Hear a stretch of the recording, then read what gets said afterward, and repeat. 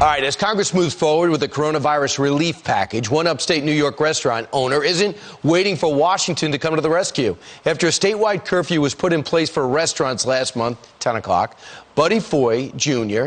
headed south for the winter. Now he has a new restaurant opening up in Florida, and he brought his New York team with him. He joins us now with the restaurant. Big announcement, the Chateau Anna Maria. Congratulations, Buddy, on the move. What was your breaking point?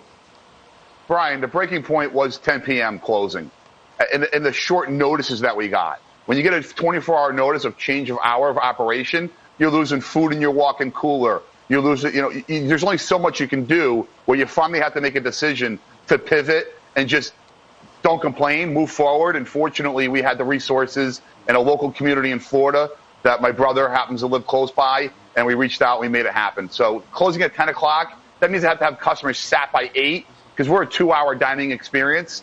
It's just that we weren't going to do it. And I didn't want to waste any more food in my freezer or my refrigerators. For people watching around the country, you'd be shocked how suffocating 10 o'clock is. Because if you work late at night, you get out at 6, by the time you get out, next thing you know, people are handing you styrofoam boxes and say, sorry, you got to go at around 9:45. And guess who hurts? Not only the owner, the bartender, the hostess, the waiters, the waitresses, everyone on down the line says, what am I working for? The shift changes are enormous. Do you think they realize this? I don't. I'm not saying they're making these decisions to hurt us, but, I think the officials they really don't know what to do about COVID. And when you don't know what to do in a situation, you're making decisions that aren't rational. Right. And at the end of the day, the unrelating factor of the working folk is definitely hurting. The decisions of those folk are definitely hurting the businesses. Listen, my chefs get their hours cut by 2 hours. Brian, we got to be out of the restaurant, the door locked at 10. That includes cleaning. We're in a food business. We got hygiene. We got to clean our surfaces in our kitchen and the floors, etc. Right? That takes an hour and a half. Yeah. So technically, you're done cooking for your customers at 8:30, 9 o'clock. So it just doesn't cut it. You can't even pay the electric bill on those hours. How many of your employees are going down south? We got about 15 of us. We just opened this past Friday. About 15. I've got half my kitchen crew down here. I did leave half my kitchen crew up in Lake George, New York, to focus on our chateauathome.com meal prep kits. So they couldn't come. Not everyone could come. People got kids that are comfortable where they are. They got friends while they can't spend a lot of time with them. We didn't want to move a lot of the families out of the area, but we did move our young staff and my main executive chef and my sous chef and about 5 to 10 front of the house servers. People are preventing you from making a living under the guise of protecting you like you're a child. Doesn't that get to the core of American capitalism? Really? You're preventing me from working?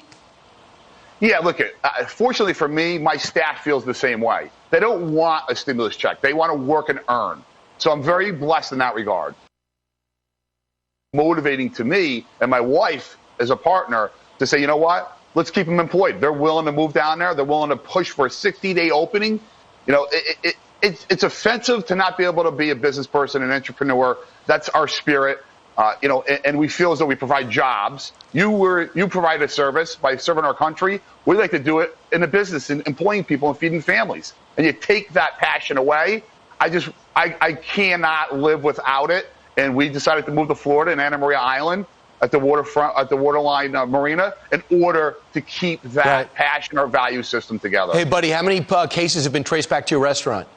45,000 consumer touch points. 45,000. June through October. 0 cases traced back to our restaurant. 0 employees. College kids that went back to college, got tested, negative for COVID. 45,000 customers. My family owns 3 restaurants in that town. We had over 100,000 customer touch points. Not a single COVID case traced back to a single one of our restaurants, nor did our employees come down with it. And in New York City, the positive case point is under 2%. They said 1.04. It's the 5th largest cause of a spreader. And guess what happens? People don't go to Buddy's restaurant. They go to their house, where 70% of all cases spread. It makes no sense. And they're also raising minimum wage. We all want people to make a lot of money. But if you take Buddy, a businessman like Buddy, and you make everyone get paid more, he hires less people. The shifts are adjusted at a time in which you've destroyed their business. businesses, you are demanding they pay everyone more. It is nuts. I'm so glad you are hopefully teaching New York a lesson by getting out. Buddy, thanks so much. We'll be back there in the summertime, though. Thank you. All right, good.